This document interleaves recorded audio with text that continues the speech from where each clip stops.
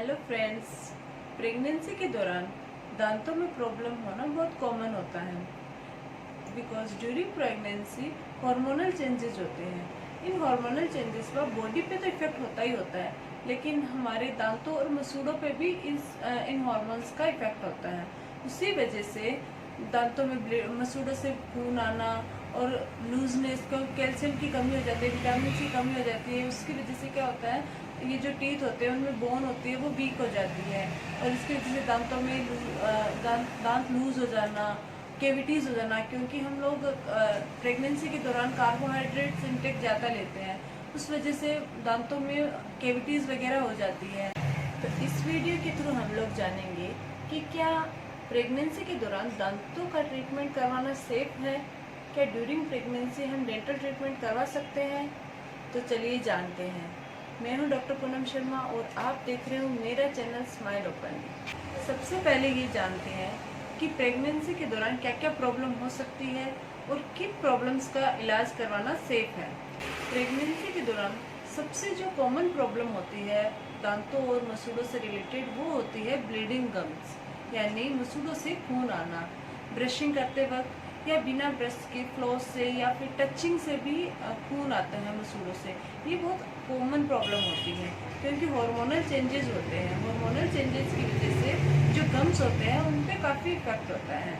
कभी कभी जो गम्स होता है उन पे एक सिस्ट टाइप की भी बन जाती है, कुछ उससे भी ब्लीड होता है और उसकी वजह से कुछ प्रेग्नेंट लेडीज़ होती है वो डर जाती है कि हमारी ये ट्यूमर या सिस्ट वगैरह क्यों हो गई है। उसको हम प्रेगनेंसी ट्यूमर भी बोलते हैं। ये आपके सिर्फ 9 महीने तक रहती है और आफ्टर 9 मंथ डिलीवरी के बाद वो अपने आप रिजॉल्व हो जाती है। तो प्रेगनेंसी में सबसे जो कॉमन प्रॉब्लम आती है वो ब्लीडिंग गम्स आती है। इनके अलावा केविटीज़ भी बहुत कॉमन होते हैं क्योंकि प्रेगनेंसी के दौरान क्या होता है कि कुछ भी हम लोग मीठा खाते हैं, कार्बोहाइड्रेट्स इंटेक ज़्यादा लेते हैं और इतने केयर नहीं कर पाते क्योंकि अदर प्रॉब्लम्स रहती है। तो अच्छे से प्रॉपरली ब्रशिंग नहीं कर पाते हैं, प्रॉपरली कुल्ला, माउथ वॉश, ये सब हम लोग नहीं कर सकते। इस प्रॉपर क्लीनिंग नहीं होने की वजह से केविटीज़ होती है वो डेवलप हो जाती हैं और वो डीप चली जाती है और पेन होना शुरू हो जाता है। तो ये भी एक दूसरी प्रॉब्लम है। इनके अलावा दांतों में कैल्शियम की कमी हो जाती है, इसीलिए आपने देखा होगा कि प्रेगनेंसी के दौरान कैल्शियम और विटामिन, मल्टीविटामिन कैप्सूल्स वगैरह दिए जाते हैं। तो कैल्शियम की कमी भी एक बहुत इम्पोर्टेंट रोल है दांतों में प्रॉब्लम होने का, क्योंकि जो हड्डियाँ होती है वो कैल्शियम की कमी की वजह से लूज़ हो जाती है। इसकी वजह से टीथ में लूजनेस होने लग जाती है और दांतों में प्रॉब्लम शुरू हो जाती है। इनके अलावा अगर आपके दांतों में पहले से कोई प्रॉब्लम है, कोई केविटी है या कोई क्रैक हो रखा है टीथ में, कोई मसूड़ों में स्वेलिंग है या कोई और प्रॉब्लम है, तो वो इस दौरान बढ़ जाती है, इंक्रीज हो जाती है। क्योंकि हार्मोनल चेंजेस तो होते ही है, साथ ही साथ हम जो हमारी ओरल हाइजीन हो तो उसको अच्छे से मेंटेन नहीं कर पाते हैं। इस वजह से भी ये प्रॉब्लम्स बढ़ जाती हैं। जानते हैं कि प्रेगनेंसी के दौरान कौन कौन से ट्रीटमेंट सेफ होते हैं। अगर आपके टीथ में गम से ब्लीडिंग हो रही है तो स्केलिंग करवाना एकदम सेफ है। दांतों की क्लीनिंग करवाना बिल्कुल सेफ है। अगर आपकी थोड़ा बहुत भी आपको ब्लीडिंग लग रही है, कुछ भी कैलकुलस, प्लाक कुछ भी लग रहा है, तो आप पहले ही स्केलिंग करवा लीजिए, क्योंकि अगर आप नहीं कराओगे तो समय के साथ साथ वो बढ़ता जाएगा। तो स्केलिंग और दांतों की क्लीनिंग करवाना बिल्कुल सेफ है। आप बेझिझक डेंटिस्ट के पास जाके अपने दांतों और मसूड़ों की सफाई करवा सकते हो।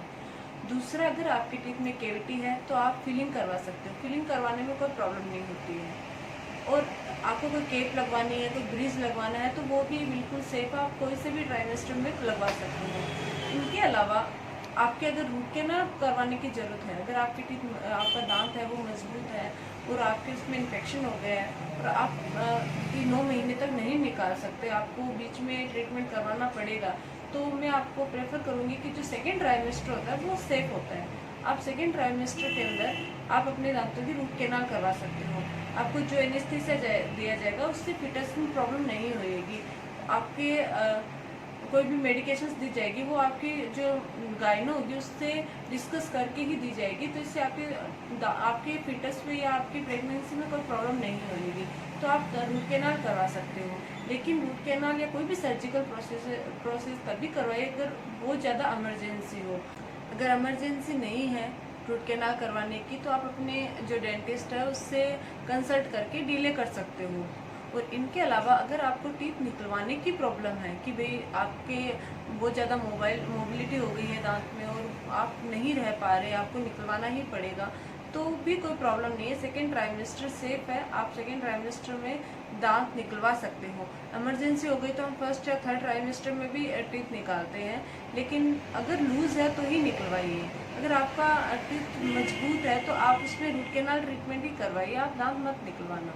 अगर आपको कोई सर्जिकल प्रोसीजर्स करवाने हैं, जैसे कि अगर आपके थर्ड मोलर में प्रॉब्लम हो गई है यानी इम्पैक्टेड टूथ है और उसको आपको रिमूव करवाना है सर्जरी से, तो वो नहीं करवाना चाहिए प्रेगनेंसी के दौरान। जितना अवॉइड कर सके उतना अवॉइड करो, और आफ्टर प्रेगनेंसी, आफ्टर डिलीवरी आप अपना इम्पैक्टेड टीथ को रिमूव करवा सकते हो। इनके अलावा अगर कोई भी सर्जरी है, कोई भी मान लो कि आपके फ्रैक्चर हो गया है, तो कोशिश यही करेंगे कि मेडिकेशन देके उसको आपके 9 महीना निकालें, उसके बाद ही उसका ट्रीटमेंट स्टार्ट करें। अब मेन चीज़ है एक्सरे। क्या डेंटल एक्सरे सेफ़ है? तो डेंटल एक्सरे बिल्कुल भी सेफ़ नहीं है, क्योंकि एक्सरे की जो रेडिएशंस होती है वो आपके प्रेगनेंसी में फीटस में प्रॉब्लम क्रिएट कर सकती है। इसलिए ड्यूरिंग प्रेगनेंसी एक्सरे लेना सेफ़ नहीं है। इसी वजह से रूट कैनाल में हमें एक्सरे लेना पड़ता है। तो यही कारण है कि हम लोग थोड़ा इसको अवॉइड करना चाहते हैं। अगर बहुत ज़्यादा इमरजेंसी है तो विदाउट एक्सरे ही आप अपना टीथ निकलवाइए, और विदाउट एक्सरे ही आपको रूट कैनाल करवाना चाहिए। कुछ जगह ऐसा होता है कि जो लेड एप्रन पहन के एक्सरे ले सकते हैं, बट फिर भी हम लोग कोशिश ये करते हैं कि एक्सरे ना ही ले तो ज़्यादा बेटर है। अगर आपके टीथ में प्रेगनेंसी के दौरान आपको कोई प्रॉब्लम नहीं लग रही है, फिर भी आप अपने डेंटिस्ट के पास प्रेगनेंसी के दौरान कम से कम 2 बार विजिट ज़रूर कीजिए, क्योंकि अगर थोड़ी बहुत भी कोई प्रॉब्लम स्टार्ट हो रही है तो आप उसको ट्रीट करवा लीजिए, क्योंकि जैसे जैसे टाइम बढ़ता जाएगा आपके लिए उसका ट्रीटमेंट करवाना मुश्किल हो जाएगा। तो आप 2 बार विजिट तो आपको 2 बार विजिट तो करनी ही चाहिए अपने डेंटिस्ट के पास। मैं एक पर्सनल एडवाइस आपके साथ शेयर कर रही हूँ। अगर आपकी प्रेगनेंसी प्री प्लान्ड है, तो आप प्लानिंग से पहले ही अपने डेंटिस्ट के पास जाके अपने डेंटल ट्रीटमेंट से रिलेटेड सारी जानकारी ले लीजिए। अगर आपके दांतों में कोई भी प्रॉब्लम है, कोई भी कैविटी स्टार्ट हो रही है, स्केलिंग करवानी है, कुछ भी कोई भी प्रॉब्लम आपको लग रही है, तो उसको प्रेगनेंसी से पहले ही ट्रीट करवा लेना ज़्यादा बेटर रहता है। तो अगर आपकी प्रेगनेंसी प्री प्लान्ड है तो आप उसका ट्रीटमेंट पहले ही करवा लीजिए, ताकि आपकी प्रेगनेंसी के दौरान आपके दांतों से रिलेटेड कोई प्रॉब्लम होए ना, और आपको कोई भी मेडिसिन या कोई भी ट्रीटमेंट की ज़रूरत ना पड़े। मैं हर बात इस वीडियो में आपको नहीं समझा सकती, इसलिए अगर आपको प्रेगनेंसी से रिलेटेड कोई भी क्वेश्चंस हो कि प्रेगनेंसी के दौरान अगर दांतों में कोई प्रॉब्लम है तो मेडिसिन से लेने से, या कोई भी प्रॉब्लम आपको फेस करनी पड़ रही है, तो आप मुझे कमेंट बॉक्स में कमेंट करके पूछ सकते हो। अगर आप लोगों को मेरा ये वीडियो पसंद आए तो प्लीज़ लाइक, शेयर और सब्सक्राइब जरूर कीजिएगा। Thank you.